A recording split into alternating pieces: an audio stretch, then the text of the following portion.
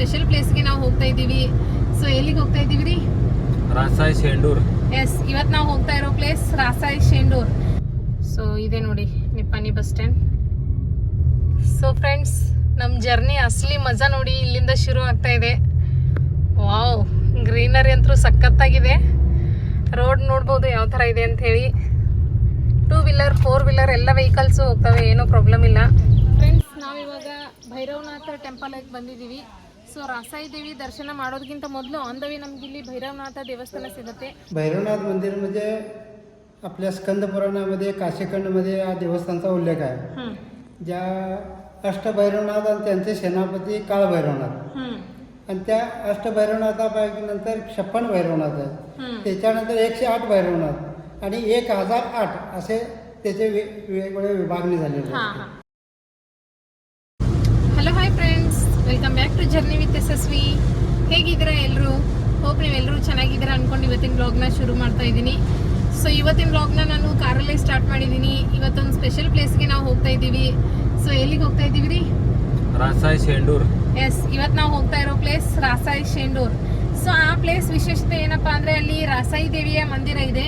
ಹಾಗೆ ಅಲ್ಲಿ ತುಂಬ ಬ್ಯೂಟಿಫುಲ್ ಆದಂಥ ಒಂದು ನೇಚರ್ ಇದೆ ಅಲ್ರಿ. ನೇಚರ್ ಪೂರ್ತಿ ಬೆಟ್ಟದ ಮೇಲೆ ಇದೆ ಅದು ಮಂದಿರ. ಹಾಗೆ ಇದು ರೇನಿ ಸೀಸನ್ ಅಂದ ತಕ್ಷಣ ಪೂರ್ತಿ ಗ್ರೀನರಿ ಆಗಿರ್ತಕ್ಕಂಥ ಒಂದು ನೇಚರ್ ಇದೆ. ಸೊ ನಮ್ಮ ನಿಯರ್ ಬೈ ಇರ್ತಕ್ಕಂಥ ಗ್ರೀನರಿ ನೇಚರ್ನ ನಿಮಗೆ ಶೇರ್ ಮಾಡಬೇಕು ಅಂತ ಹೇಳಿ ನಾವು ಇವತ್ತು ಆ ಪ್ಲೇಸಿಗೆ ವಿಸಿಟ್ ಮಾಡ್ತಾ ಇದ್ದೀವಿ. ಹಾಗಾಗಿ ವಿಡಿಯೋನ ಸ್ಕಿಪ್ ಮಾಡದೆ ಪೂರ್ತಿಯಾಗಿ ನೋಡಿ. ಹಾಗೆ ರೀ, ಅದು ಲೊಕೇಶನ್ ಎಲ್ಲಿ ಬಂತ್ರಿ? ಅದು ನಿಪ್ಪಾಣಿಯಿಂದ 10 ಕಿಲೋಮೀಟರ್. ನಿಪ್ಪಾಣಿಯಿಂದ 10 ಕಿಲೋಮೀಟರ್ ನಮಗೆ ರಾಸಾಯಿ ಶೇಂಡೂರ್ ಅಂತ ಹೇಳಿ ಊರು ಬರುತ್ತೆ. ಸೊ ಆ ಶೇಂಡೂರ್ ಊರಲ್ಲಿನೇ ರಾಸಾಯಿ ದೇವಿ ಅಂತ ಹೇಳಿ ಆ ದೇವರ ಮಂದಿರ ಇದೆ. ಸೊ ಅಲ್ಲಿಗೆ ನಾವು ಇವಾಗ ಹೋಗ್ತಾ ಇದ್ದೀವಿ. ಸೊ ಬನ್ನಿ ಜರ್ನಿನ ಶುರು ಮಾಡೋಣ. ಹಾಗೆ ಇನ್ನೊಂದು ವಿಚಾರ ಏನಪ್ಪಾ ಅಂತಂದ್ರೆ, ಕ್ಲೈಮೇಟ್ ಏನು ಹೇಳಕ್ಕೆ ಆಗ್ತಾ ಇಲ್ಲ ಕ್ಲೈಮೇಟ್ ಬಗ್ಗೆ. ಒಂದ್ಸಲ ಬಿಸಿಲು ಬರುತ್ತೆ, ಒಂದ್ಸಲ ಮಳೆ ಬರುತ್ತೆ, ಇನ್ನೊಂದ್ಸಲ ಮೋಡ ಆಗಿರುತ್ತೆ. ಸೊ ನಾವು ಮನೆ ಬಿಡ್ಬೇಕಾದ್ರೆ ಬಿಸಿಲಿತ್ತು, ಇಲ್ಲಿ ಮಧ್ಯದಲ್ಲಿ ಬರ್ಬೇಕಾದ್ರೆ ಮಳೆ ಶುರು ಆಗಿದೆ. ಇನ್ನು ಮುಂದೆ ಏನೇನಾಗುತ್ತೋ ಗೊತ್ತಿಲ್ಲ, ನೋಡೋಣ. ಸೊ ಇವತ್ತಿನ ಡೇ ಯಾವ ಥರ ಇರುತ್ತೆ ಅನ್ನೋದನ್ನ ನಿಮ್ಮೊಟ್ಟಿಗೆ ಶೇರ್ ಮಾಡ್ತೀನಿ. ವಿಡಿಯೋನ ಸ್ಕಿಪ್ ಮಾಡದೆ ಪೂರ್ತಿಯಾಗಿ ನೋಡಿ. ಸೊ ಇದೆ ನೋಡಿ Nippani bus stand.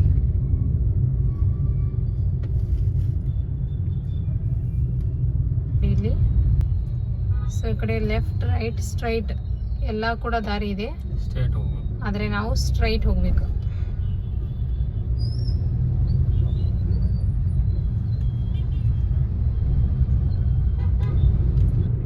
So friends, ಇಲ್ಲಿ ಬ್ರಿಡ್ಜ್ ಬರುತ್ತಲ್ವಾ, ಸೊ ನಾವಿವಾಗ ಲೆಫ್ಟಿಗೆ ಹೋಗ್ಬೇಕು. ಇದು ಪುನಃ ಬೆಂಗಳೂರು ಹೈವೇ NH4 ಎಲ್ರಿ ಆ ಕಡೆ ಹೋದ್ರೆ? ಇದು ಈ ಕಡೆ ಕೊಲ್ಲಾಪುರ ಹೋಗ್ತದ. ಸ್ಟ್ರೈಟ್ ಹೋದ್ರೆ ರಾಧಾನಗರಿ ಅಲ್ಲ. ಇದು ಬೆಳಗಾವ್. ಸೊ ಬೆಳಗಾವ್ ರೋಡಿಗೆ ಹೋಗ್ಬೇಕೇನ್ರಿ ನಾವು? ಫ್ರೆಂಡ್ಸ್, ಇಲ್ಲೇ ನೋಡಿ ನಾವು ಇವಾಗ ರೈಟ್ ಟರ್ನ್ ತಗೊಳ್ಬೇಕು. ಸೊ ಆ ಬ್ರಿಡ್ಜ್ ಇಂದ ಒಂದು 2 ಕಿಲೋಮೀಟರ್ ನಾವು ಮುಂದೆ ಬರಬೇಕು. ಸೊ ಬೆಳಗಾವಿ ರೋಡ್ಗೆ. ಸೊ ಅಲ್ಲಿಂದ ಇಲ್ಲಿ ನೋಡಿ ನಾವು ಈ ಬ್ರಿಡ್ಜ್ ಕೆಳಗಡೆ ಹೋಗ್ಬೇಕು. ಶೇಂಡೂರ್ ಹೋಗೋ ಮಾರ್ಗ ಇದು. ಅಂಕಲ್ ತೋರ್ಸದಾರ ನೋಡ್ರಿ. ಬ್ರಿಡ್ಜ್ ಇಂದ ಪಾಸ್ ಆಗಿ ಹೊರಗಡೆ ಬಂದ ತಕ್ಷಣ ಇಲ್ಲಿ ಮತ್ತೆ ರೈಟ್ ಟರ್ನ್ ತಗೊಂಡು ಸೊ ಹಿಂಗೆ ಸ್ಟ್ರೈಟ್ ಆಗಿ ಹೋಗ್ಬೇಕು ಇವಾಗ.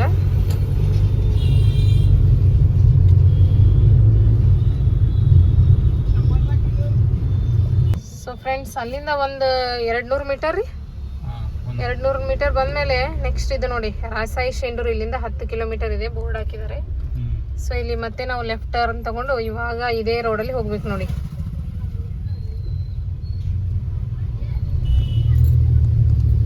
ಸೊ ಫ್ರೆಂಡ್ಸ್, ಅಲ್ಲಿ ಲೆಫ್ಟ್ ಟರ್ನ್ ತಗೊಂಡು ಬಂದಿದ್ವಲ್ವ, ಇಲ್ಲಿ ಮತ್ತೆ 2 ರೋಡ್ ಇದಾವೆ. ಸೊ ಶೇಂಡೂರ್ಗೆ ನಾವು ಈ ಕಡೆ ಮತ್ತೆ ಲೆಫ್ಟ್ಗೆ ಟರ್ನ್ ಆಗಬೇಕು, ಬೋರ್ಡ್ ಹಾಕಿದ್ದಾರೆ. ಇಲ್ಲಿಂದ 8 ಕಿಲೋಮೀಟರ್. ಇಲ್ಲಿಂದ 8 ಕಿಲೋಮೀಟರ್ ಇದೆ ಶೇಂಡೂರ್. ನಮ್ಮ ಜರ್ನಿ ಅಸಲಿ ಮಜಾ ಚಾಲು ಆಗೋದು ಇಲ್ಲಿಂದಾನೆ. ಗ್ರೀನರಿ ಸ್ಟಾರ್ಟ್ ಆಗಿತ್ತು ನೋಡ್ರಿ. ಮುಂದೆ ನೋಡ್ರಲಿ ಗುಡ್ಡ. ಇಲ್ಲಿಂದ ಕ್ಲೈಮೇಟ್ ಒಂದು ಹಿಂಗೆ ಇದ್ರೆ ಭಾಳ ಚಲೋ ರೀ. ಮಳಿ ಬರಬಾರ್ದು. ಹೌದು. ರೋಡು ಮಸ್ತ್ ಐತಲ್ಲ. ಏನ್ ಟೆನ್ಷನ್ ಇಲ್ಲ, ಆರಾಮ್ 2 ವೀಲರ್ದಾಗ ಹೋಗ್ಬೋದು, ಕಾರ್ ಅದು ತಗೊಂಡು ಹೋಗ್ಬೋದು, ಆರಾಮ್ ಐತಲ್ರಿ. ಸೊ ಫ್ರೆಂಡ್ಸ್, ನಮ್ಮ ಜರ್ನಿ ಅಸಲಿ ಮಜಾ ನೋಡಿ ಇಲ್ಲಿಂದ ಶುರು ಆಗ್ತಾ ಇದೆ. ವಾವ್, ಗ್ರೀನರಿ ಅಂತೂ ಸಖತ್ತಾಗಿದೆ. ರೋಡ್ ನೋಡ್ಬೋದು ಯಾವ ಥರ ಇದೆ ಅಂತ ಹೇಳಿ. 2 ವೀಲರ್ 4 ವೀಲರ್ ಎಲ್ಲ ವೆಹಿಕಲ್ಸ್ ಹೋಗ್ತವೆ, ಏನೂ ಪ್ರಾಬ್ಲಮ್ ಇಲ್ಲ.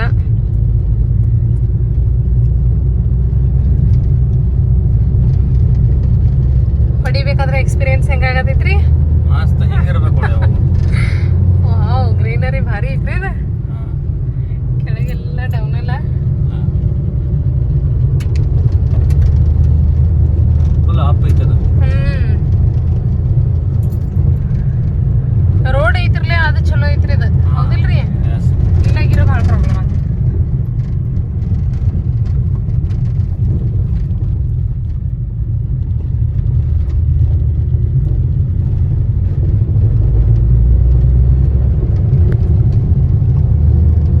ನಮ್ ಚಿಕ್ಕೋಡಿ ಹತ್ರನೂ ಇಂಥ ಪ್ಲೇಸ್ ಐತೆ ಅಂತ ಹೇಳಿ ಇವಾಗ ಗೊತ್ತಾಯ್ತಲ್ಲ ನಮಗೂ.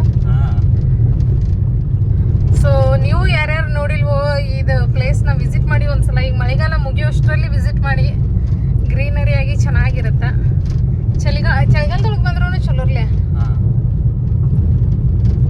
ಈ ಮಾನ್ಸೂನ್ದಾಗ ವಿಸಿಟ್ ಮಾಡಕ್ಕೆ ಇದು ಮಸ್ತ್ ಪ್ಲೇಸ್. ಹಾ, ಈಗೆಲ್ಲ ಚಿಗುರು ಹೊಡಿತಾವಲ್ಲ ಗಿಡ.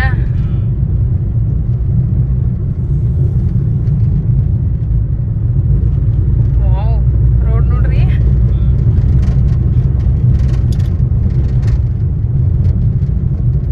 ಕೋತಿಗಳು ಕೂತಿವೆ. ಹಾ, ಹೌದ್ಲಾ?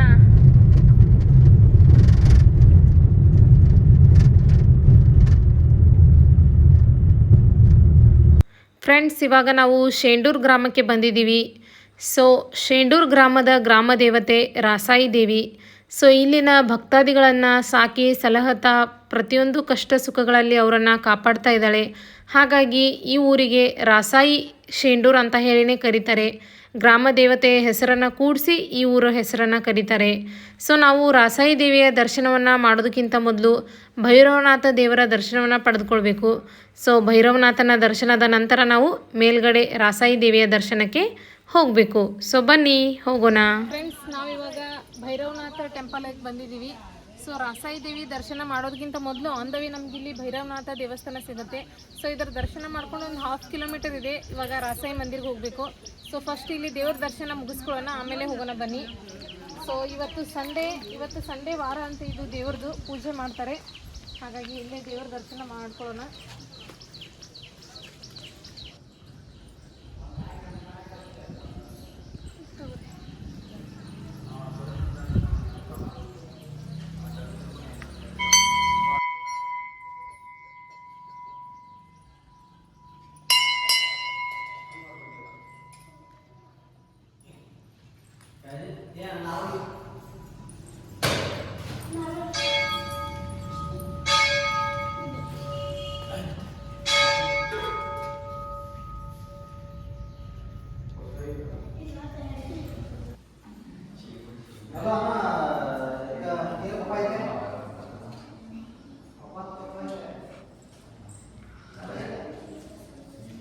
ಫ್ರೆಂಡ್ಸ್, ಇವಾಗ ನಾವು ಭೈರವನಾಥ ಟೆಂಪಲ್ಗೆ ಬಂದಿದ್ದೀವಿ.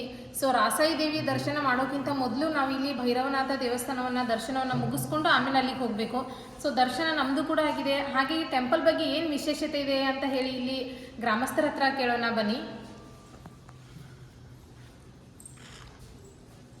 नमस्कार. नमस्ते. हां. सो अंकल, ये टेम्पलचं विशेष काय आहे, काय काय म्हणून सांगायचं होतं? हे आपलं भैरवनाथ मंदिर म्हणजे आपल्या स्कंद पुराणामध्ये काशीखंडमध्ये या देवस्थानचा उल्लेख आहे. ज्या अष्टभैरवनाथ आणि त्यांचे सेनापती काळभैरवनाथ, आणि त्या अष्टभैरवनाथापैकी नंतर 56 भैरवनाथ आहेत. त्याच्यानंतर 108 भैरवनाथ आणि 1008 असे त्याचे वेगवेगळे विभागणी झालेले असते. प्रधान आहे अष्टभैरवनाथ आणि त्यांचा मुख्य सेनापती हा काळभैरवनाथ. ओके. ज्यावेळी देवामध्ये ब्रह्मदेव आणि विष्णुदेव यांच्यामध्ये असं वाद चालू होता की तू श्रेष्ठ का मी श्रेष्ठ. ब्रह्मदेव म्हणाले की मी जगाची उत्पत्ती करणार आहे म्हणून मी श्रेष्ठ. तर विष्णुदेव म्हणजे भगवान नारायण काय म्हणाले, मी या सर्व सृष्टीचा पालन करताय म्हणून मी श्रेष्ठ. त्या दोघांमध्ये वाद इतका वाढला की तो अतिशय वाढत गेला. त्यानंतर सर्व ऋषीगण म्हणाले, महादेव हा सर्व जगाचा विनाश करताय, लय करताय, संहार करता असल्यामुळे तो श्रेष्ठ असं काही नाही. हे तिन्ही देवांचे समान आहे. तरी पण त्यांचा वाद थांबेना. त्यामुळं महादेवांच्या जटामधून काळभैरवाची उत्पत्ती झाली आणि काळभैरवाने आपल्या डाव्या हाताच्या करंगळीमुळे ब्रह्मदेवाचं 5वं मुख छेद केलं, म्हणजे कापलं गेलं.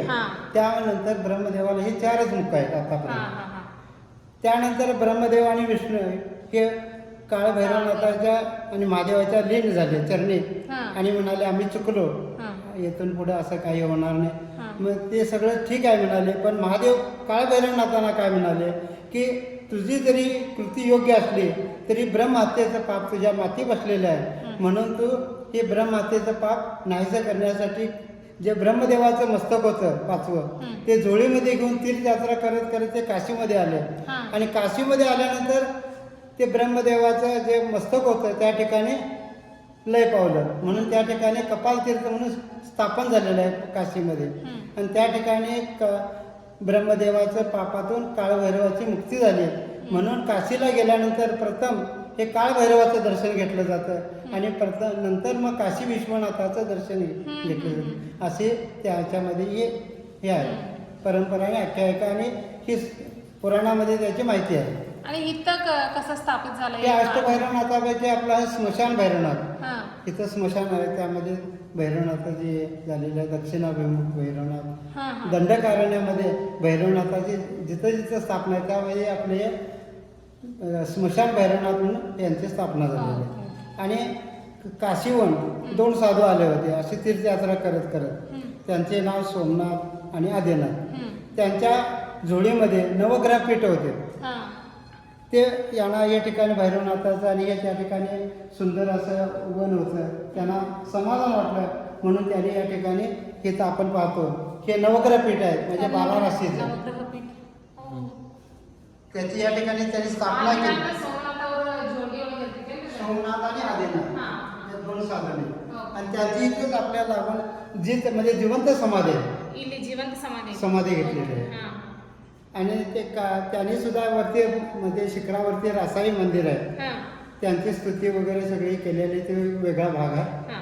असं भैरवनाथाचं वर्षातून यात्रा असते, प्रत्येक रविवारी अमावस्याला भक्तगण येतात. ಸೊ ಫ್ರೆಂಡ್ಸ್ ನೋಡಿದ್ರಲ್ಲ ಕಾಲಭೈರವನಾಥ ಟೆಂಪಲ್ ಯಾವ ಥರ ಸ್ಥಾಪನೆ ಆಯಿತು ಅಂಥೇಳಿ. ಸೊ ಪ್ರತಿ ವರ್ಷ ಕೂಡ ಇಲ್ಲಿ ಜಾತ್ರೆ ಇರುತ್ತಂತೆ, ಹಾಗೆ ಸಂಡೇ ಹಾಗೆ ಅಮಾವಾಸ್ಯೆ ದಿನ ಇಲ್ಲಿ ಪೂಜೆ ನಡೆಯುತ್ತೆ, ವಿಶೇಷ ಪೂಜೆ. ಜನ ಕೂಡ ತುಂಬ ಬಂದಿರ್ತಾರೆ. ಸೊ ನೀವು ಇಲ್ಲಿ ನಿಯರ್ ಬೈ ಇದ್ದರೆ ಒಂದ್ಸಲ ದೇವಸ್ಥಾನಕ್ಕೆ ವಿಸಿಟ್ ಮಾಡಿ. ಹಾಗೆ ನೀವೇನೇ ಬೇಡ್ಕೊಂಡ್ರೂ ಕೂಡ ಈಡೇರಿಸುವಂಥ ಶಕ್ತಿ ಭೈರವನಾಥ ದೇವರ ಹತ್ರ ಇದೆ. ಸೊ ನಿಮ್ಮ ಬೇಡಿಕೆಗಳೇನಾದರೂ ಇದ್ದರೆ ಬಂದು ಇಲ್ಲಿ ಬೇಡ್ಕೊಂಡು ನಿಮ್ಮ ಬೇಡಿಕೆಗಳನ್ನು ಈಡೇರಿಸ್ಕೊಳ್ಳಿ.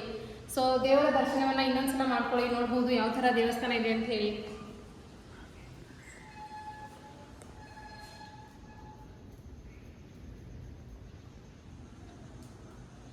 ಫ್ರೆಂಡ್ಸ್, ಕಾಶಿಯಿಂದ ಬಂದಂಥ ಆದಿನಾಥ ಮತ್ತು ಸೋಮನಾಥ ಸನ್ಯಾಸಿ ಅವರ ಇಲ್ಲಿ ಸಾಧು ಅವರ ಸಮಾಧಿಗಳಿದ್ದಾವೆ, ಜೀವಂತ ಸಮಾಧಿ ಇದಾವಂತೆ ಇವು.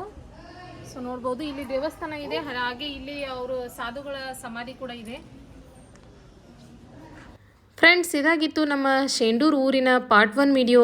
ಪಾರ್ಟ್ 2 ವಿಡಿಯೋದಲ್ಲಿ ನಾನು ನಿಮಗೆ ರಾಸಾಯಿ ದೇವಿಯ ಮಂದಿರ ಹಾಗೆ ಇಲ್ಲಿನ ಬ್ಯೂಟಿಫುಲ್ ಆದಂತಹ ನೇಚರ್ನ ತೋರಿಸ್ತೀನಿ. ಹೋಪ್ ನಿಮಗೆ ಪಾರ್ಟ್ 1 ವಿಡಿಯೋ ಇಷ್ಟ ಆಗಿದೆ ಅಂದ್ಕೊಳ್ತೀನಿ. ಇಷ್ಟ ಆದರೆ ಒಂದು ಲೈಕ್ ಬಟನ್ನ ಕ್ಲಿಕ್ ಮಾಡೋದನ್ನು ಮರಿಬೇಡಿ. ಹಾಗೆ ಇನ್ನೂ ಯಾರು ಸಬ್ಸ್ಕ್ರೈಬ್ ಮಾಡದೆ ನಮ್ಮ ವೀಡಿಯೋಸ್ನ ನೋಡ್ತಾ ಇದ್ದೀರೋ ಪ್ಲೀಸ್ ಸಬ್ಸ್ಕ್ರೈಬ್ ಮಾಡ್ಕೊಳ್ಳಿ. ನೆಕ್ಸ್ಟ್ ವ್ಲಾಗಲ್ಲಿ ಮತ್ತೆ ಸಿಗೋಣ. Thanks for watching.